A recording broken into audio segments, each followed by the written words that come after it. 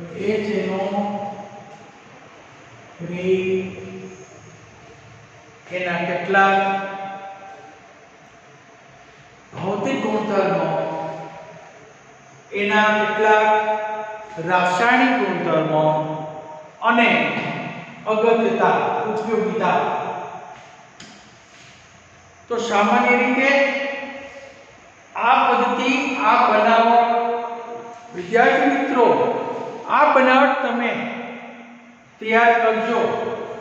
HNO3 કારણ કે nitric acid છે એ આપણને કેટલા બધા રસાયણોની બનાવટમાં પ્રબળ ઓક્સિડેશન કરતા ઓક્સિડાઇઝ કરવામાં પણ HNO3 એનો પુષ્કળ ઉપયોગ થતો હોય છે. એટલા માટે HNO3 ની બનાવટ ખાસ જોજો. ઓસ્વાલ્ડ પદ્ધતિ ખાસ યાદ રાખજો. હજી તમને કહી દઉં, ઓસ્વાલ્ડ પદ્ધતિમાં 3 તબક્કા. પહેલો તબક્કો કે એમોનિયાનું O2 સાથે Pt અને રેહેનિયમ મિશ્ર ઉદ્દીપકની હાજરીમાં 500 કેલ્વિન તાપમાને અને 9 બાર દબાણે એનું ઓક્સિડેશન થાય એટલે આપણને નાઇટ્રિક ઓક્સાઇડ. આ નાઇટ્રિક ઓક્સાઇડ જે મળ્યો એનું ફરી પાછું હવા વડે ઓક્સિડેશન થાય એટલે નાઇટ્રોજન ડાયોક્સાઇડનો વાયુ મળે. આ ઉત્પન્ન થયેલો વાયુ અને પાણીની અંદર દ્રાવ્ય કરીએ એટલે આપણને નાઇટ્રિક એસિડ એનું જલીય દ્રાવણ મળે અને એની અંદર ફરી પાછો નાઇટ્રિક એસિડ ઉત્પન્ન થાય, જે પ્રક્રિયા પદ્ધતિની અંદર પુનઃચક્રણમાં એનો ઉપયોગ કરી શકાય. આ રીતે મળેલા નાઇટ્રિક એસિડ એનું નિષેધનથી આપણને 68% સાંદ્રતા ધરાવતું દ્રાવણ બનાવી શકાય.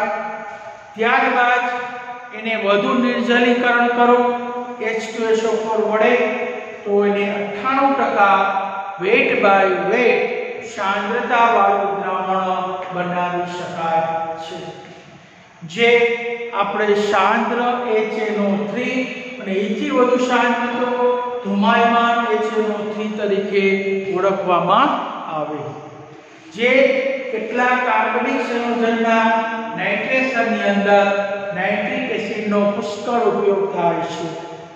ઓક્સિડેશન કરતા પદાર્થોની અંદર પણ HNO3 વિસ્ફોટક તરીકેનો ઉપયોગ થાય છે. એટલે આપણે સામાન્ય રીતે એની ઓસ્વાલ્ડ પદ્ધતિ ખાસ યાદ રાખજો. ઓસ્વાલ્ડ પદ્ધતિ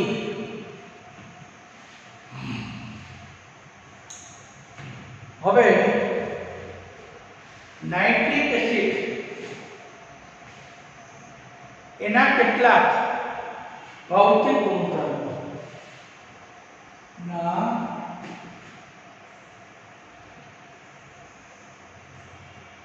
ભૌતિક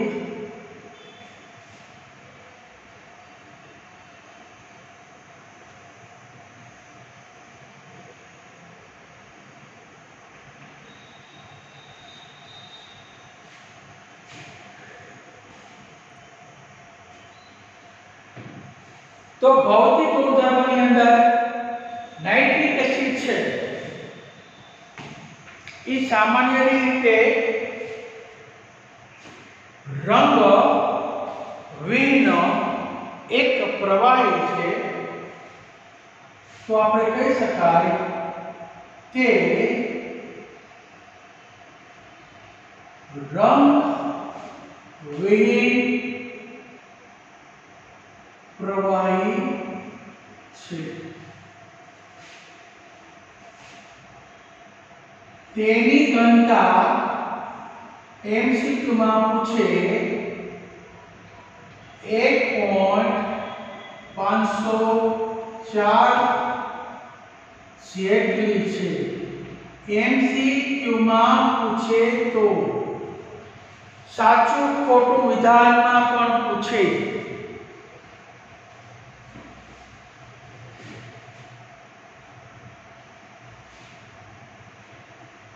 HNO3 તે વાયુમય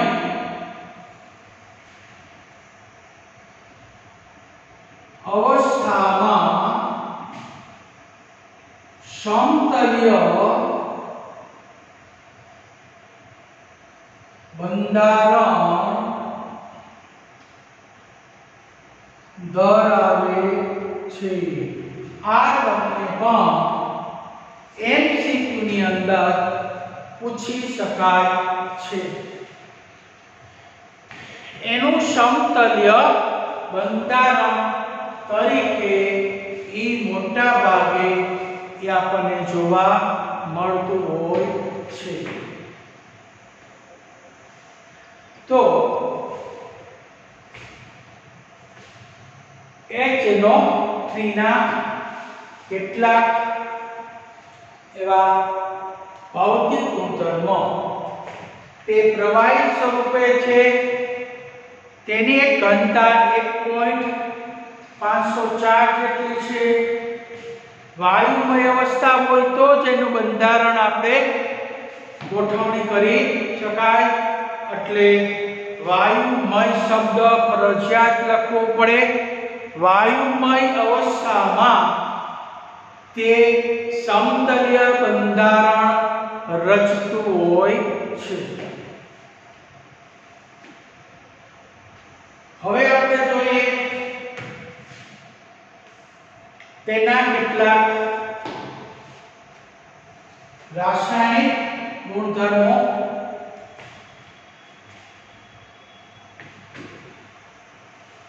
તો સામાન્ય રીતે જોઈએ કે નાઇટ્રિક એસિડ છે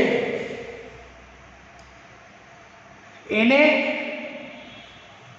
જલીય દ્રાવણમાં NO3 માઈનસ અને H3O પ્લસ આયન ઉત્પન્ન કરે.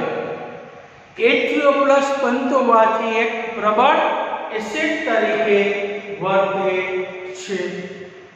તો નાઇટ્રિક એસિડ પાણીમાં આયનીકરણ પામી NO3 માઈનસ અને H3O પ્લસ આયન ઉત્પન્ન કરે છે. આમ H3O પ્લસ આયન બનતો હોવાથી તેનું જલીય દ્રાવણ પ્રબળ એસિડ તરીકે વર્તે છે. એટલે HNO3 એક પ્રબળ એસિડ છે. ચાલો હવે એના રાસાયણિક ગુણધર્મો. ખાસ ધ્યાન રાખજો, રાસાયણિક ગુણધર્મો પૂછે છે. HNO3 ના જલીય દ્રાવણમાં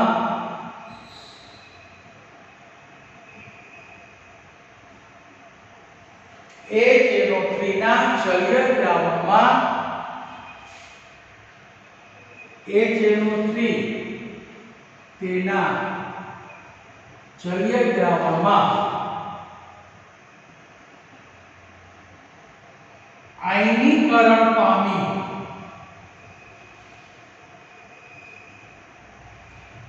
જલીય દ્રાવણમાં આયનીકરણ પામી NO3 માઈનસ અને H3O પ્લસ આયન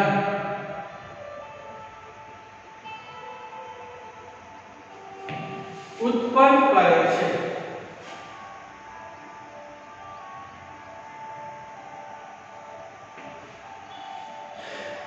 HNO3 તેના જલીય દ્રાવણમાં એનું આયનીકરણ થઈ અને NO3 માઈનસ અને H3O પ્લસ આયન ઉત્પન્ન કરે છે.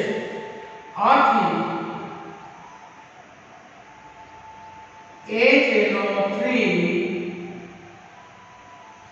પ્રબળ એસિડ તરીકે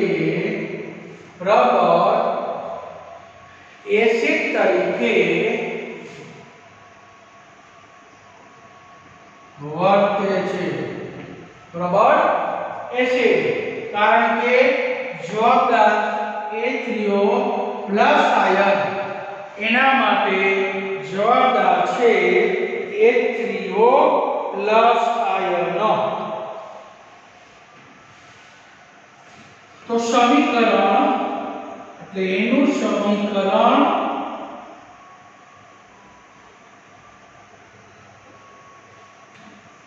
HNO3 plus H2O gives NO3 minus plus H3O plus.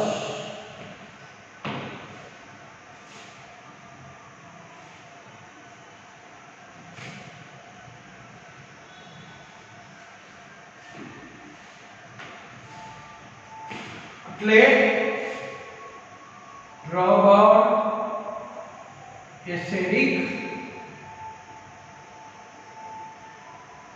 પ્રબળ એસિડિક ગુણ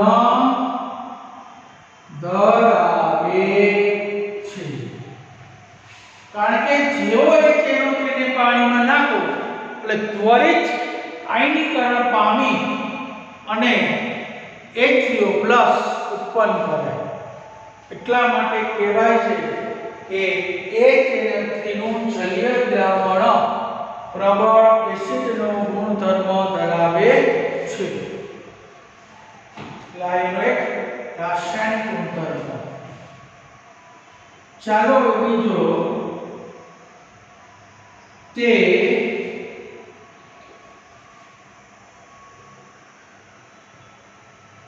પ્રબળ ઓક્સિડેશન કર્તા તરીકે વર્તે છે.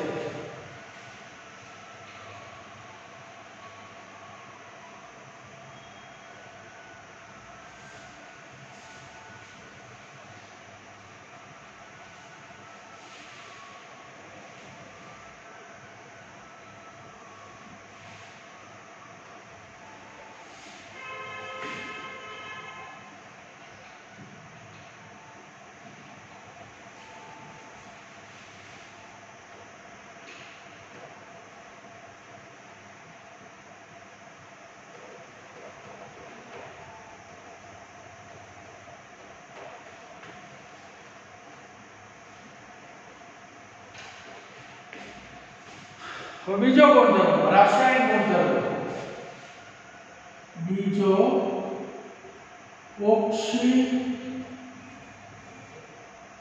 તે પ્રબળ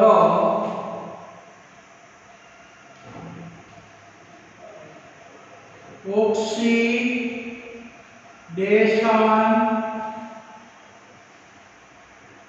કર્તાનો ગુણ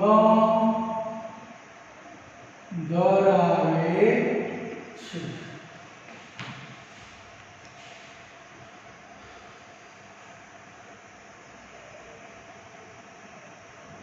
પ્રબળ ઓક્સિડેશન કરતા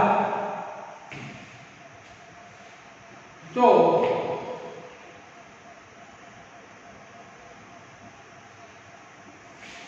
પ્રબળ ઓક્સિડેશન કર્તા તરીકે વર્તે છે.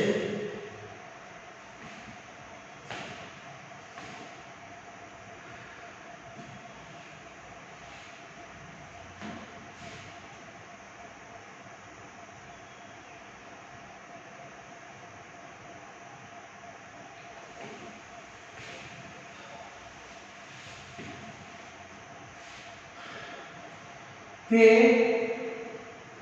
પીટી એજી અને એયુ પીટી જેવી સિવાયની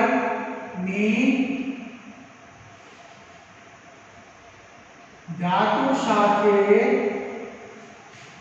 ઉગ્ર રીતે ઓક્સિડેશન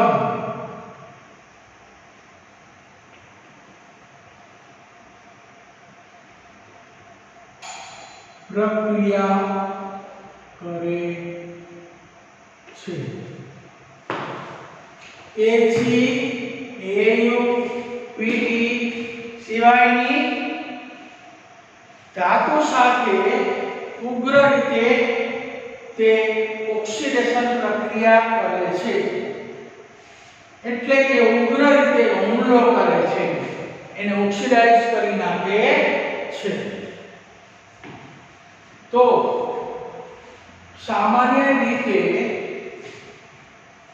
કેટલીક એવી પ્રબળ ધાતુ કોપર, ઝીંક જેવી પ્રબળ ધાતુ છે એનું સહેલાઈથી ઉગ્ર રીતે ઓક્સિડેશન પ્રક્રિયાઓ કરતા હોય છે.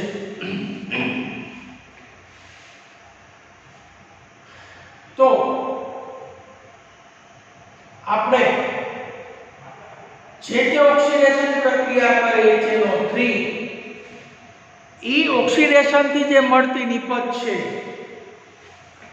એનો આધાર HNO3 ની સાંદ્રતા અને તાપમાન અને જેનું ઓક્સિડેશન જે કરનાર ધાતુ એની પ્રકૃતિ અથવા સ્વભાવ ઉપર એની નિપજ આધાર રાખે છે.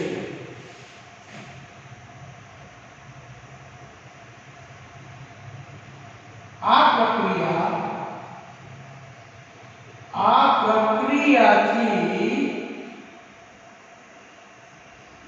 મળતી નિપજ એ HNO3 ની સાંદ્રતા, તાપમાન અને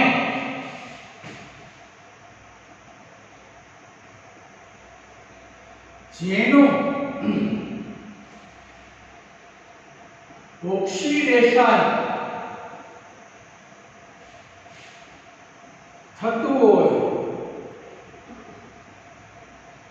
તેના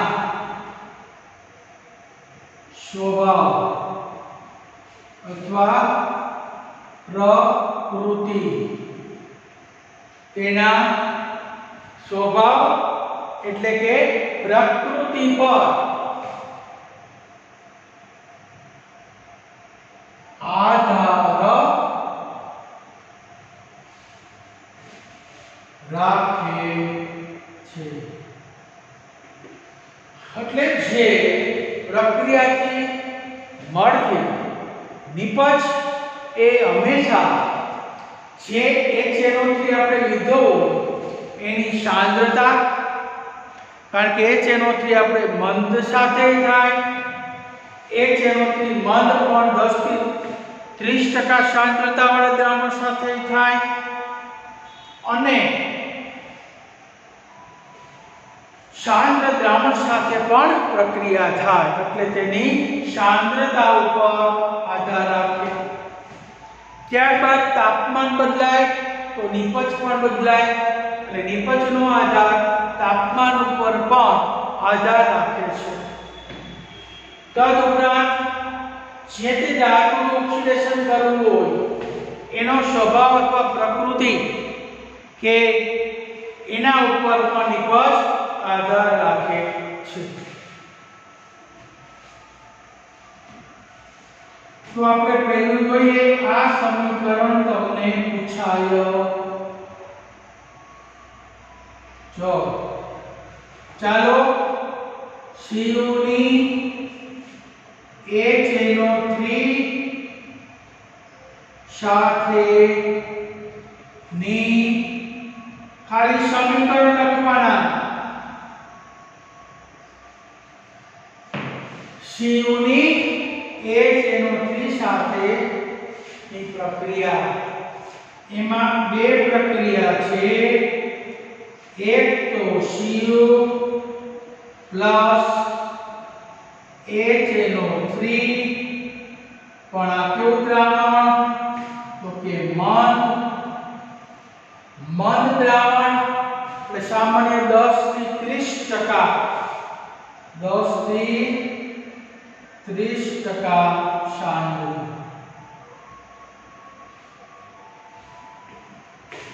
એટલે ની પ્રક્રિયા થાય એટલે CU NO3 twice 10 થી 30% હોય તો આપણને NO મળે અને H2O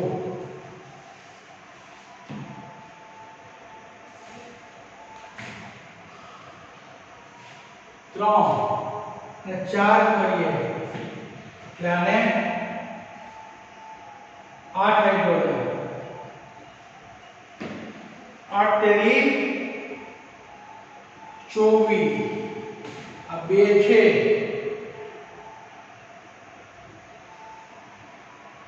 6 3 દુ 6 6 12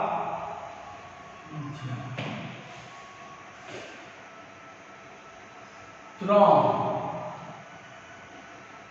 સત્તરી 18 3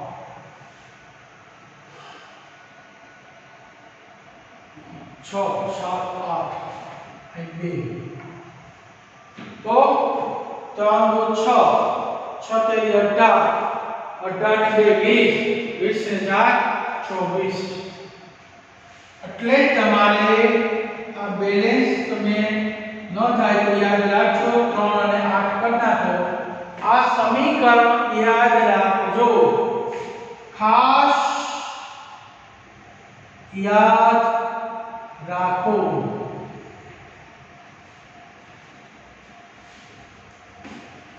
બીજું CU પ્લસ HNO3 100% સાંદ્ર તો આમાં તો ડિપોઝિટ મળે અહીંયા જો સાંદ્ર દરેક સાંદ્ર દ્રાવણમાં NO2 જ મળે યાદ રાખજો અમે ચાઈનો લખીને આપવાનું NO2 આ તો એમને જ હોય સાંદ્ર દરેક સાંદ્ર HNO3 સાથેની પ્રક્રિયાથી હંમેશા આપણને NO2 બને હવે આપણે અહીંયા ઓક્સિડેશન સ્થિતિ જોઈ લેવાની 3 નું 6 એમાંથી એક જાય એટલે 5 એટલે અહીંયા તમે 5 મૂકી દેવાના આ 2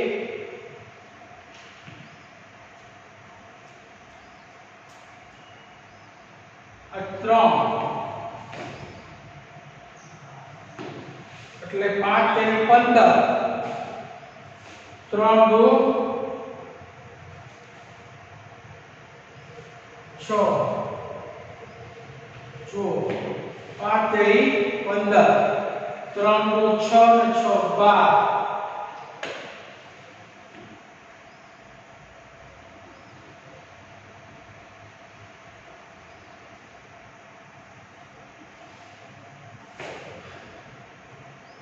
અહીંયા જો 4 અહીંયા 2 3 દુ 6 અહીંયા 2 3 દુ 6 6 4 થઈ ગયો એટલે CU ની સાંદ્ર HNO3 સાથેની પ્રક્રિયા સમીકરણ લખો આ બે પ્રક્રિયા ખાસ યાદ રાખજો કે આપણે આ બે જે પ્રક્રિયા છે એ ખાસ નોંધ રાખજો. કોપરની MnHNO3 સાથેની પ્રક્રિયા લખો. કોપરની સાંદ્ર HNO3 સાથેની પ્રક્રિયા લખો. પ્રક્રિયા સમીકરણ ખાસ યાદ રાખજો. જો કોપરની મંદ HNO3 સાથે પ્રક્રિયા કરો, જો 10 થી 30% હોય તો હંમેશા NO મળે. સાંદ્ર હોય તો NO2 મળે. તો આની અંદર ખાસ નોંધ રાખજો કે કોપરની HNO3 સાથેના મંદ અને સાંદ્ર HNO3 સાથેના સમીકરણ ફક્ત લખો. ફક્ત સમીકરણ લખો. આ બે સમીકરણ તમે ભૂલતા નહીં. તૈયાર કરી જ નાખો આ બે સમીકરણ. હવે આપણે ઝીંક સાથે HNO3 ની પ્રક્રિયા.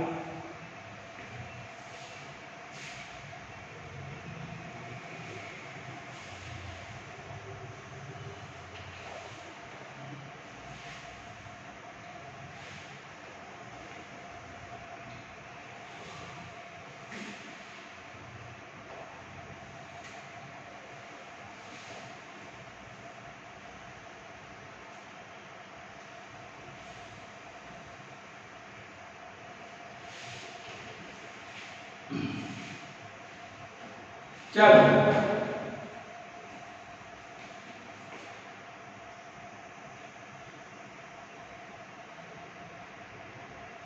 ઝીંક સાથે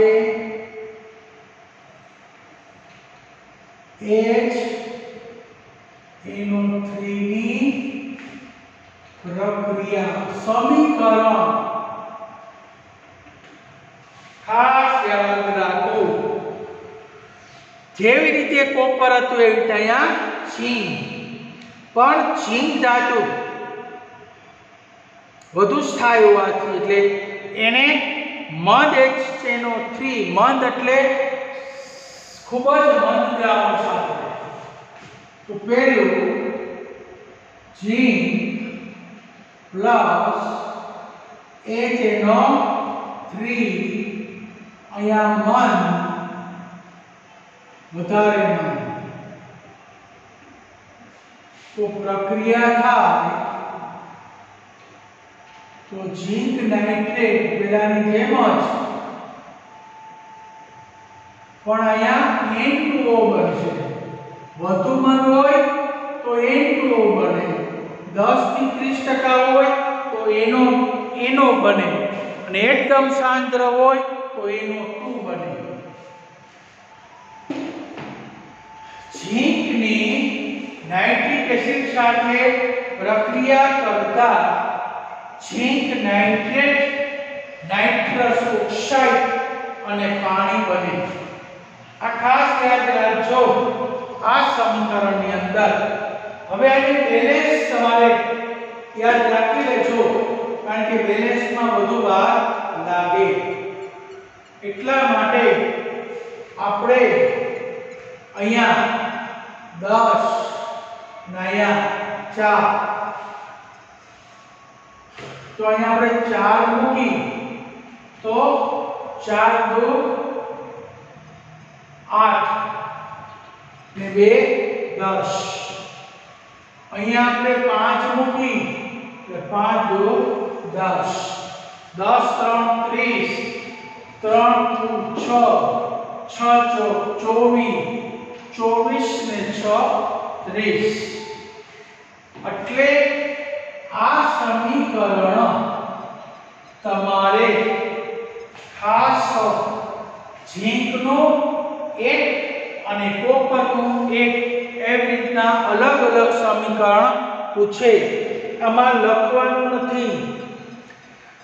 આ થિયરી તરીકે આપણે લખવાની નથી.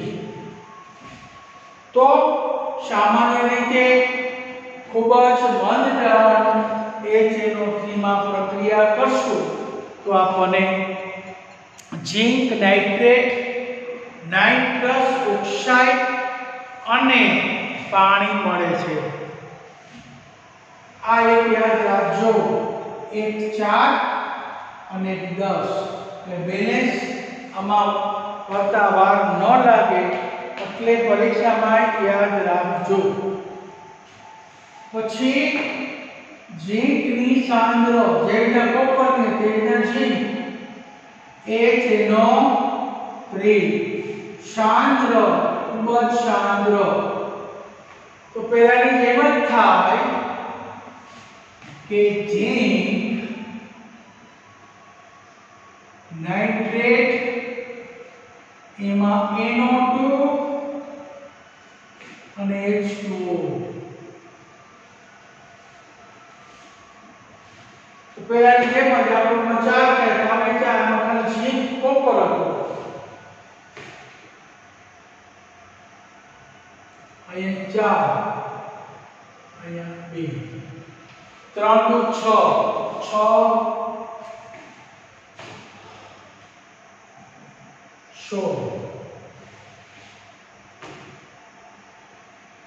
ને 2 2 4 2 6. તો સામાન્ય રીતે આ બે સમીકરણ ખાસ યાદ રાખજો કે આની અંદર આપણે સામાન્ય રીતે ઝીંક ને મંદ નાઇટ્રિક એસિડ સાથે અને ઝીંકની સાંદ્ર નાઇટ્રિક એસિડ સાથે સમીકરણ અથવા પ્રક્રિયા જણાવો. એમ પૂછે કોપર અને ઝીંકની મંદ અને સાંદ્ર HNO3 સાથેના ફક્ત સમીકરણ લખો. તો તમારે સમીકરણ છે એ દરેક સમીકરણનો એક એક ગુણ હોય. 3 સમીકરણ 3 માર્ક્સ. ત્યાર પછી હવે આપણે ક્રોમિયમ અને એલ્યુમિનિયમ સાથે HNO3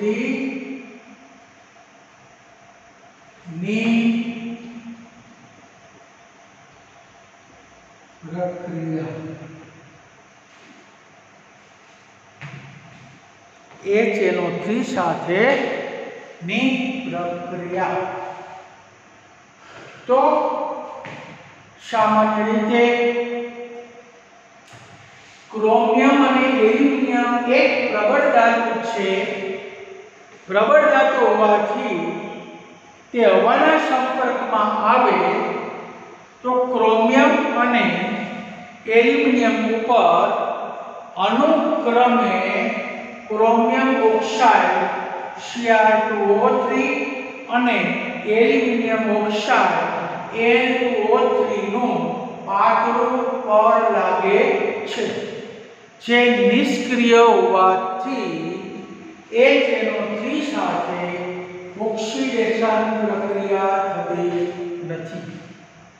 એટલે તમને પરીક્ષામાં પૂછે શા માટે તો માં લખવાનું કે ક્રોમિયમ અને એલ્યુમિનિયમ ખૂબ જ પ્રબળ ધાતુ હોવાથી હવાના સંપર્કમાં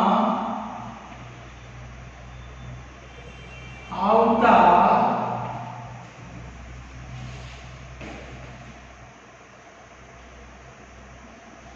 ક્રોમિયમ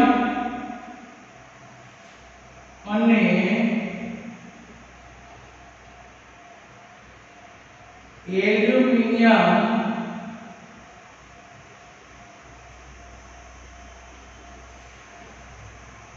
એલ્યુમિનિયમમાં અનુક્રમે ક્રોમિયમ ઓક્સાઇડ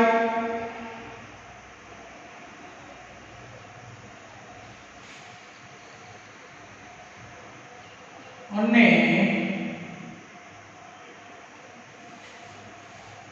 એલ્યુમિનિયમ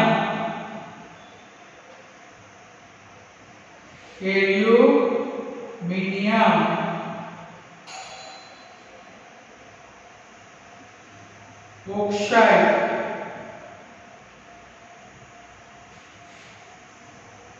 Al2O3 નો પાતળું અસ્તર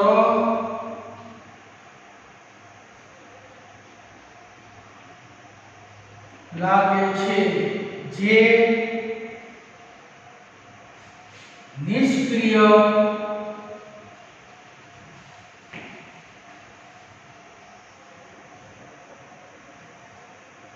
તરીકે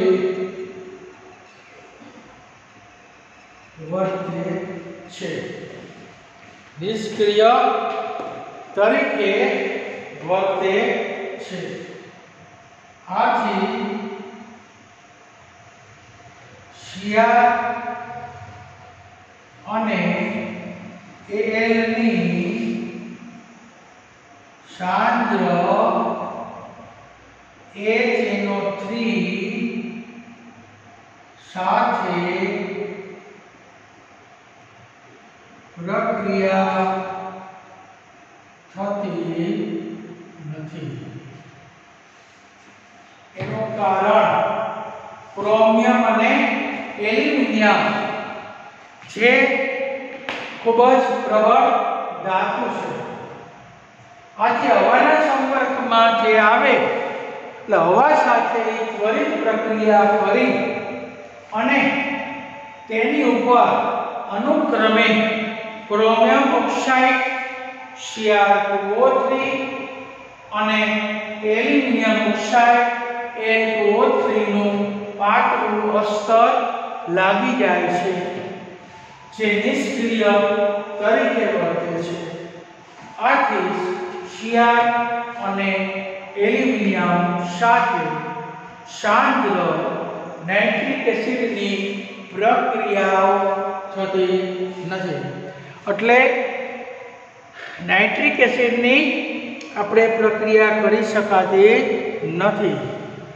એનું મુખ્ય કારણ ઓક્સાઇડ નિષ્ક્રિય ફળ બની જાય હવે નિષ્ક્રિય ફળ હોય એટલે એને HNO3 સાથે એનું આપણે દ્રાવણ ભરી શકાય છે તો પાત્રની અંદર સામાન્ય રીતે આપણે પાત્ર દોરીએ એની ઉપર આ ઓક્સાઇડનું પાતળું પડ લાગી જાય જે નિષ્ક્રિય તરીકે વર્તે પરિણામે HNO3 ની પ્રક્રિયા થઈ શકે નહીં માટે આપણે પાત્રમાં HNO3 નું દ્રાવણ ભરી શકાય છે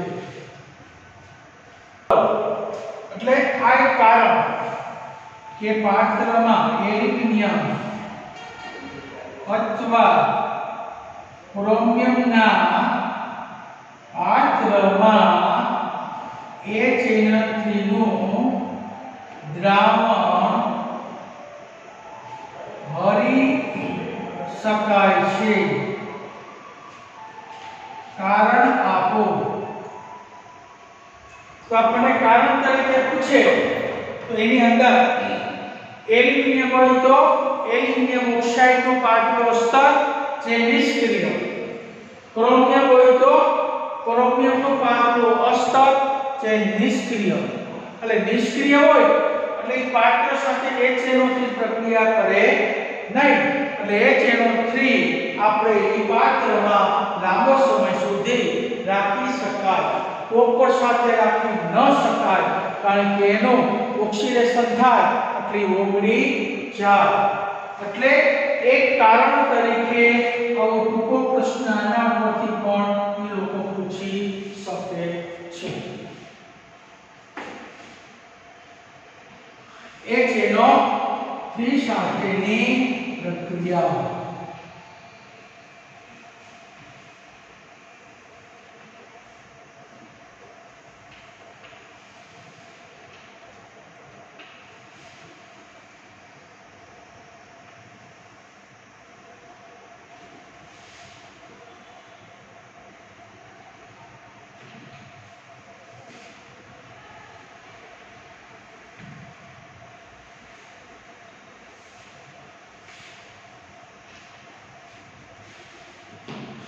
ચાલો હવે આપણે જોઈએ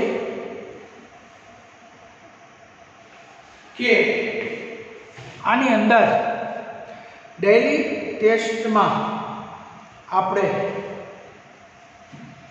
હવે ડેઈલી ટેસ્ટનો પહેલો પ્રશ્ન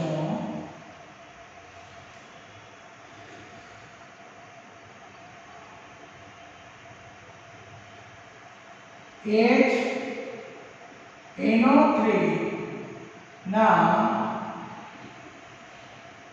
રાસાયણિક ગુણધર્મો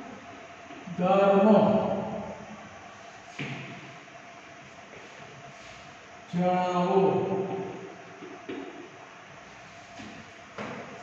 જેમાં Cu અને Zn ની મન સાંદ્ર HNO3 સાથે ના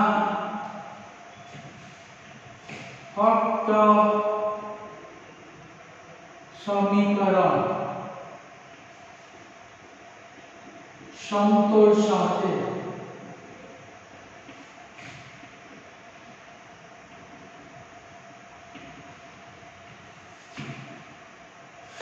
બીજું એલ્યુમિનિયમના પાત્રમાં HNO3 નું સાંદ્ર દ્રાવણ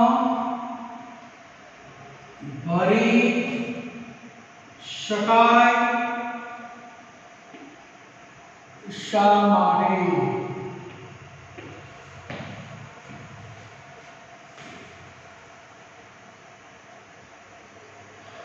ત્રીજો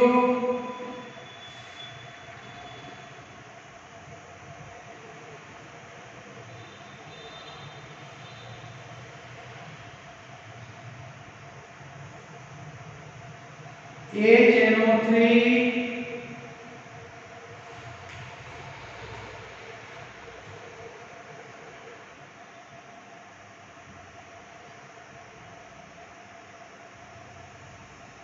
ના કેટલાક ભૌતિક ગુણધર્મો. તો સામાન્ય રીતે HNO3 આપણને કઈ રીતે વપરાય